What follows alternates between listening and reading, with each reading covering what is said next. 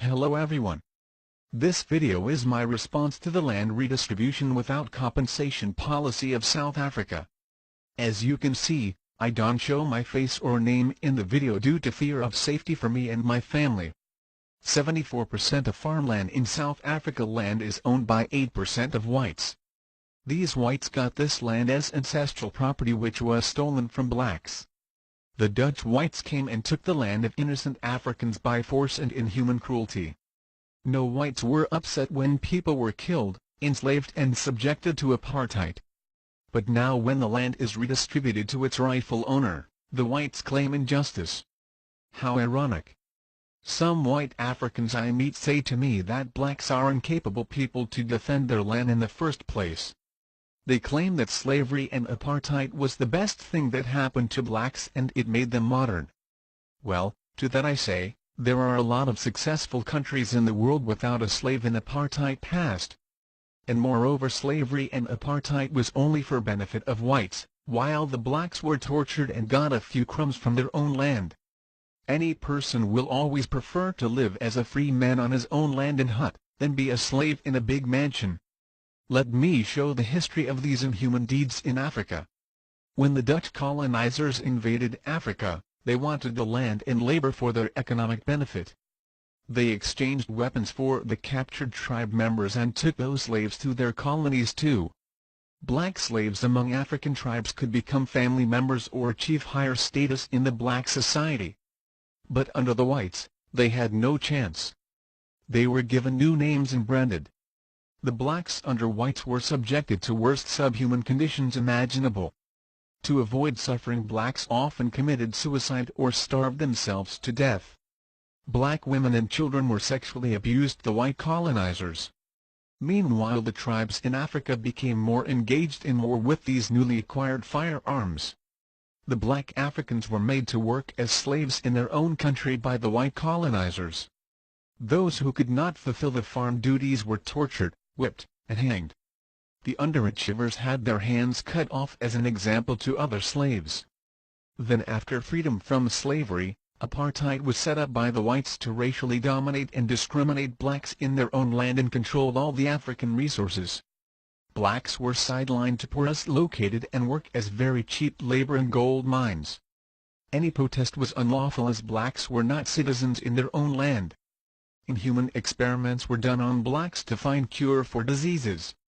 As blacks were resettled again to the worst locations possible, they were also denied education so that whites could always oppress them. While the whites gloated, feasted and enjoyed on the wealth of blacks, the blacks starved to death. Whites believed that their white race was superior and used the Bible and religion to justify their inhuman acts. Whites still claim that it was God who gave them the opportunity and blessing to torture blacks in their own land and take all their resources while keeping them oppressed. It does seem that the odd of white Africans was super racist against blacks as he allowed their inhuman suffering under whites for centuries. Personally, I believe that these people use God to justify their crimes and convince themselves their inhuman deeds are morally okay. Some whites argue that not all the land they owned was stolen from the blacks. Some of the land was uninhabited. To that I say, there is a lot of uninhabited free land in America. If the Chinese try to take it, they will be thrown in prison. Just because one overstays in someone's house unjustly for a long time, does not mean they own the house and start controlling the real owners. Just because whites exploited most of the African resources for a long time doesn't mean they have the right to deny the resources to the real Africans. Just like Africa, a lot of other countries got their freedom from oppressors. Some examples are China, India, America, Australia, etc. But unlike Africa, they all drove their oppressors away after freedom and took back the resources. Gandhi in India launched Quit India movement to drive out the colonizers. Had one been in South Africa too, the condition of blacks would have been much better. But sadly in Africa this is not the case. The majority of resources are held by the whites. They got it ancestrally, which the stolen or robbed wealth of the blacks.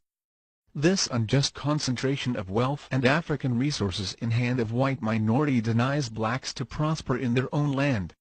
Whites keep all African wealth in their hand and blame all the problems on corruption. Agreed, There is corruption in South Africa, but which country is free from corruption? In every country politicians are known for their corruption. But not every country has a dark and colonial past like that of Africa. Effects of 200 years of slavery and 50 years of apartheid cannot be erased in 2 decades. Definite not white. All the South African wealth is concentrated in hands of the whites. Redistribution of all resources is necessary for the true justice for the real Africans. Whites who are unwilling to give up the stolen land must understand that this change is inevitable. Blacks have kept quiet for a very long time. Even after the apartheid era, blacks had fear of looking a white in the eye or interacting with them. Such are the effects of colonial racisms. The black Africans were sometimes amazed by the confidence of African Americans. The system in South Africa also created a false idea in everyone that white is more beautiful and acceptable. Even today, 2 decades after apartheid, racism is seen in the society. Black African babies adopted by white couples often end up in bad situations.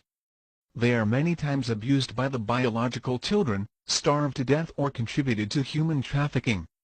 Ethiopia realized this and stops foreign adoptions mainly by America and Europe.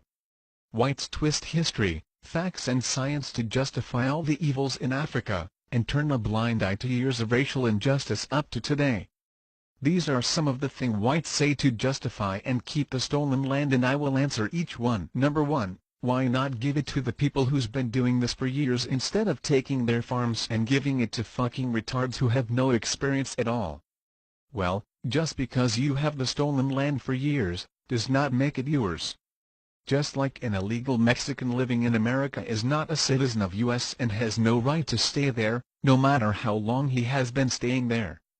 Colonizers lived in China and India for many years, but colonizers do not own any of the land or resources now. Blacks have never had the resources and land. Where do you expect them to get experience from? After land reform, this can be solved. Whites have only owned and worked on the land to fill their pockets from African resources, not to feed the poor blacks. Number 2, double-digit IQ brain nibber asking for the farmland shows perfect example that nibbers really are retarded. The racism part is unacceptable for any normal human, so let us move above this. This is always a trick of whites to claim that blacks have low IQ and don't deserve to be equal to whites. IQ can be tested only if you are literate. It's not the most precise tool to test intelligence. Black Africans are mostly poor and have high illiteracy rates. Most black children are too poor to even go to a school. Redistribution of resources to the blacks will fix this. Blacks have invented many important inventions that I will mention later. Number 3, we whites want to leave, but we will take all our inventions with us. Okay. Before leaving with inventions, leave all the invention that you did not invent by yourself. Traffic signal and resistor was invented by blacks, so leave all your electronic devices. Gunpowder was invented by Chinese, so leave that too.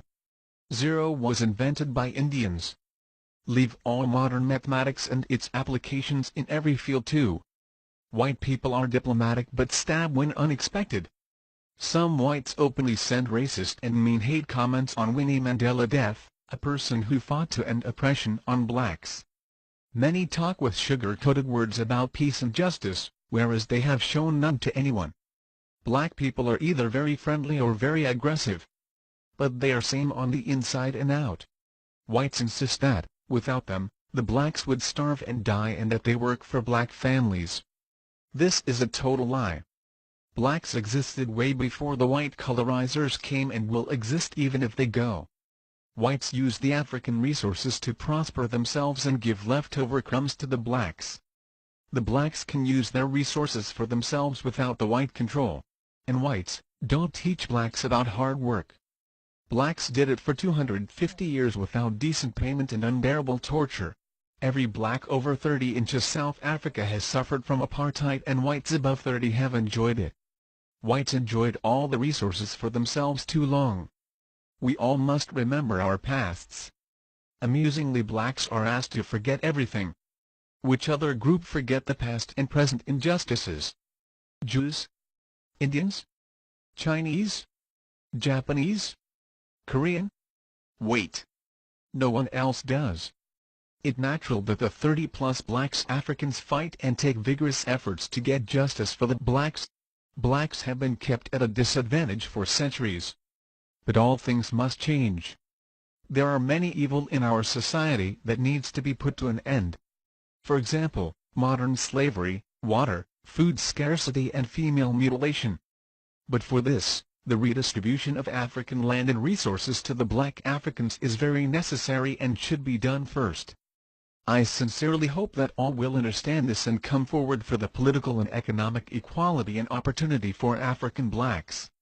I am not stopping my work with this video. Please share this video with everyone and let hope for a better Africa with equal land and resources for the blacks in their land.